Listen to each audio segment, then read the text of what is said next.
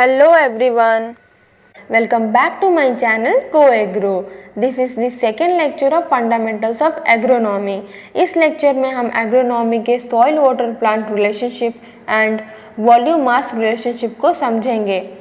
इस लेक्चर में हम कवर करने वाले हैं soil water plant relationship, soil water, movement of soil water, infiltration, permeability, percolation, seepage, volume mass relationship, and the last topic is retention of soil water and factors affecting it. इस lecture का हमारा पहला topic है soil plant water relationship. Soil plant water relationship soil as well as plant की उन properties से relate करती है जो कि वाटर की मूवमेंट एंड रिटेंशन को अफेक्ट करती है। सॉइल प्लांट वाटर रिलेशनशिप्स में हम सॉइल प्लांट एंड वाटर को इंटीग्रेटेड फॉर्म में देखते हैं, जहां हम ये देखते हैं कि ये एक दूसरे को कैसे अफेक्ट करती हैं। ये basically soil plant and water के बीच का रिलेशनशिप है, जहां ये तीनों इक्वली इम्पॉर्टेंट हैं। सॉइल एक मीडियम की तरह एक्ट करती है जिसमें प्लांट्स की रूट्स एंड पानी की प्रेजेंस होती है। इनका दूसरा एलिमेंट यानी वाटर एक कैरियर की तरह एक्ट करता है जिनका काम न्यूट्रिएंट्स कैरी करना है। अल्टीमेटली हमें सॉइल की फिजिकल प्रॉपर्टीज़ को समझना काफ़ी एसेंशियल हो जाता है, क्योंकि सॉइल ही water as well as plant को कैरी करते हैं। Now the next topic is water movement in soil.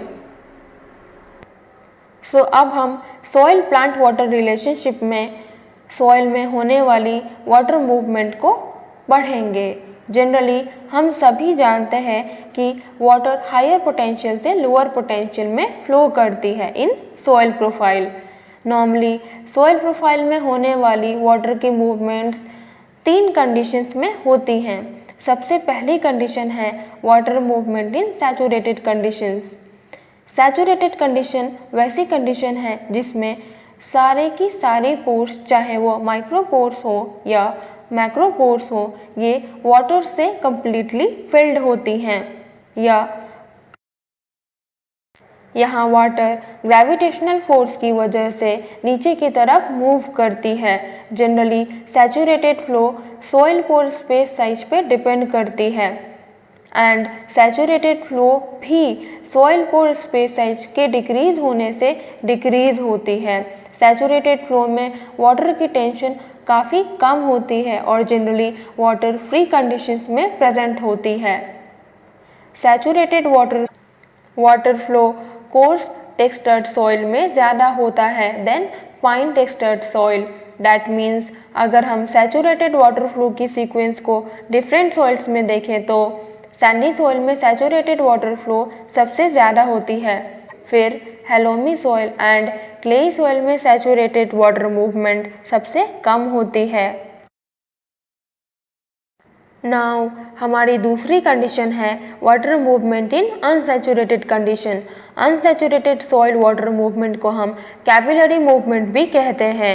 In condition में सॉइल की मैक्रोपोर्स एयर से फिल्ड होती हैं एंड सॉइल की माइक्रोपोर्स वाटर से फिल्ड होती हैं। ये वाटर रिलेटिवली सॉइल की पार्टिकल से काफ़ी टाइटली बाइंडेड होती हैं या ये जुड़ी हुई होती हैं, जिसकी वजह से वाटर मूव करने के लिए फ्री नहीं होते एंड काफ़ी स्लोली मूव करते हैं। अनसैचुरेटेड कंडीशन सैचुरेटेड कंडीशन की जस्ट अपोजिट होती है एंड यहाँ फाइन सॉइल्स में वाटर की कंडक्टिविटी ज़्यादा होती है। मतलब अगर हम अनसैचुरेटेड कंडीशंस में वाटर मूवमेंट की सीक्वेंस को देखें तो क्लेई सॉइल में अनसैचुरेटेड वाटर मूवमेंट सबसे ज़्यादा होती है एंड सैंडी सॉइल में अनसैचुरेटेड वाटर मूवमेंट सबसे कम होती है। सॉइल वाटर मूवमेंट की लास्ट कंडीशन है water vapour movement. Water vapour movement soils के साथ साथ एटमॉस्फेयर में भी होती हैं अंडर ड्राई रेंज। यहाँ सॉइल पोर्स जितनी ज़्यादा फाइनर होंगी, मॉइस्चर टेंशन भी उतनी ही ज़्यादा होंगी, जिसकी वजह से मैक्सिमम वाटर मूवमेंट होंगी। जनरली वेपर ट्रांसफ़र के लिए काफ़ी कम मॉइस्चर प्रेजेंट होती है।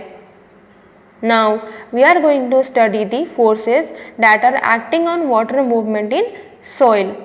Soil में होने वाली वाटर की मूवमेंट, प्लांट्स का वाटर को अपटेक करना एंड ट्रांसलोकेट करना, वाटर का लॉस होना in the atmosphere, they are all energy related phenomena जिसके लिए एनर्जी रिक्वायर्ड होती है।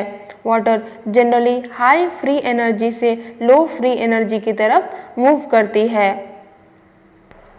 सॉइल वाटर एनर्जी कॉन्सेप्ट के अकॉर्डिंग सॉइल में वाटर की पार्टिकल्स जितनी स्ट्रांगली बंधी होती हैं उन्हें उतनी ही ज़्यादा एनर्जी और हीट रिक्वायर्ड होती है बाहर निकलने के लिए। इस प्रोसेस में डिफरेंट काइंड्स की एनर्जी इन्वॉल्व होती हैं जैसे कि potential and kinetic energies.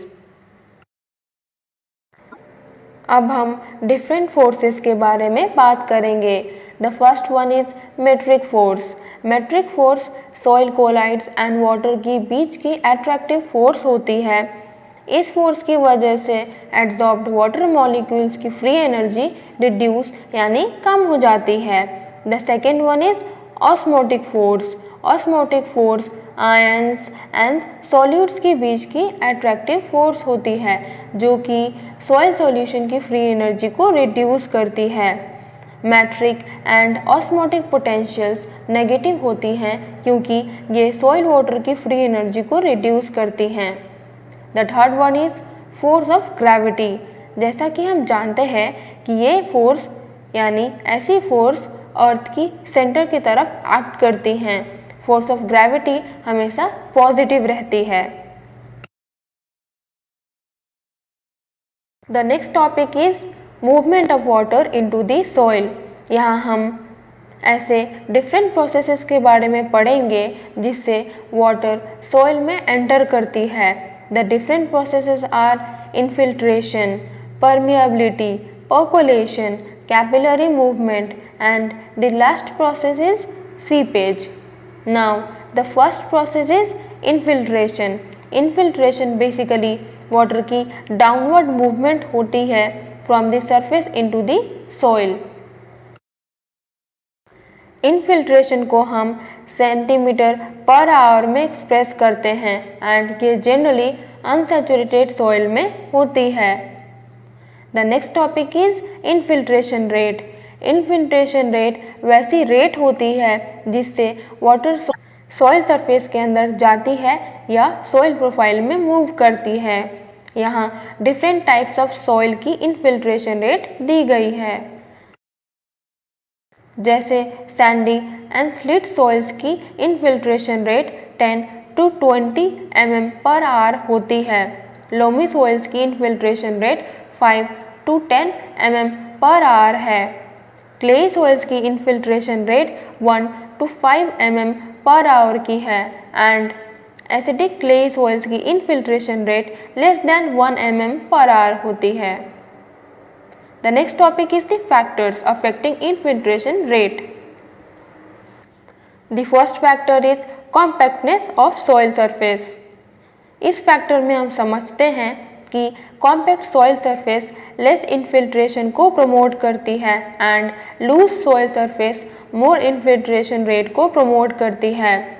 The second factor is impact of rain drops. जिस फोर्स या स्पीड से रेन ड्रॉप्स फोर्स ग्राउंड पे गिरती है इन्हें ही इम्पैक्ट ऑफ रेन ड्रॉप्स कहते हैं।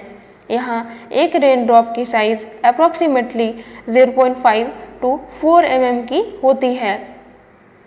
The third factor is soil वेटनेस।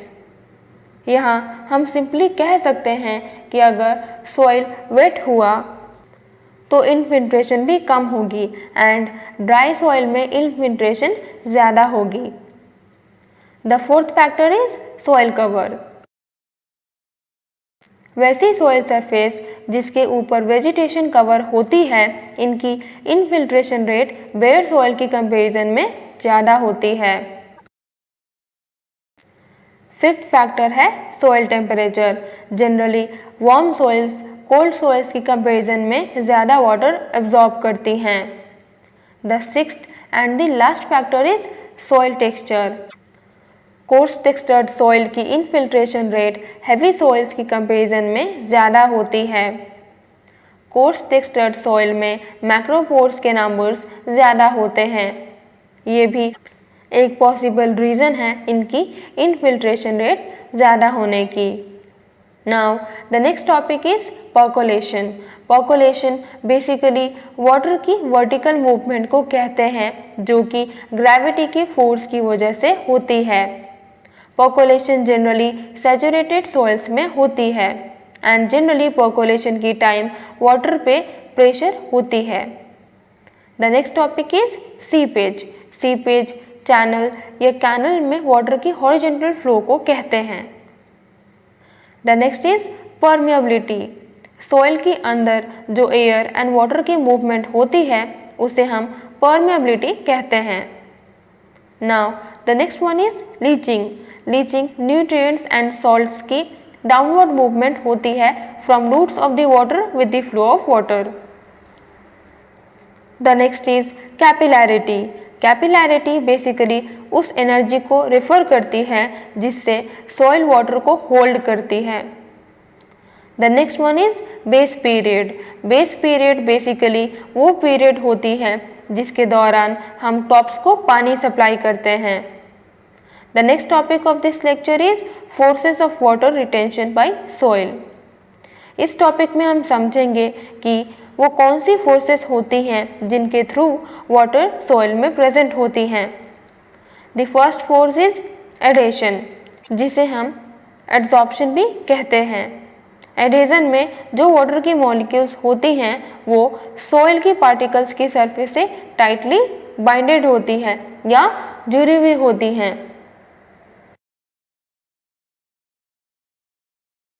इसे ही हम फोर्स ऑफ एडेशन भी कहते हैं। एडेशन सिर्फ सॉलिड लिक्विड इंटरफेस पे ही वर्क करती है।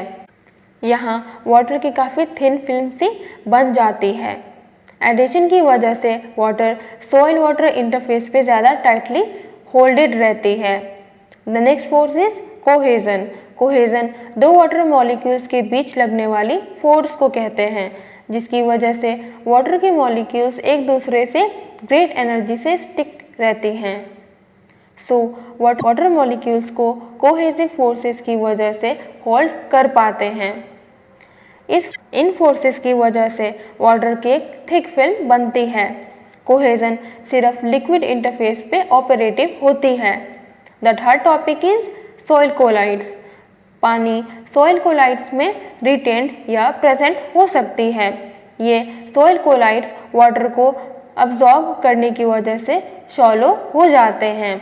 इस तरीके से सॉइल में प्रेजेंट वाटर या मॉइस्चर को इम्बाइबिशनल मॉइस्चर भी कहते हैं। Now the next topic is soil water potential. Soil water potential basically difference होती है between the free energy of soil water and that of pure water in standard difference state. Soil water potentials बहुत से forces की वजह से influence होते हैं जैसे कि gravitational forces, matric forces, osmotic forces and pressure forces. Now the first one is gravitational potential. Gravitational potential gravitational force का एट्रीब्यूट है जो कि एलिवेशन पे डिपेंड करता है। The next one is pressure potential. Pressure potential soil की hydrostatic pressure का result है जो कि सॉइल वाटर पे एक्ट करती है। प्रेशर पोटेंशियल में इंक्रीज होना वाटर पोटेंशियल को भी इंक्रीज करेगा and generally pressure potential positive होती है। The third one is matric potential. Matric potential एक नेगेटिव पोटेंशियल होती है जो कि कैपिलरी एंड एड्सॉर्प्टिव फोर्सेस की वजह से इमर्ज करती है। Now the fourth and the last potential is osmotic और solute potential.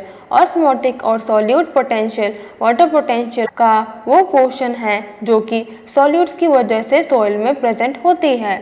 Osmotic potential water की फ्री एनर्जी को रिड्यूस करती है एंड ऑस्मोटिक पोटेंशियल नेगेटिव होती है। So that's it for today's video. इस लेक्चर से रिलेटेड कोई भी क्वेरी आप कमेंट्स में पूछ सकते हैं। Thanks for watching. For more such videos, please like, subscribe and share.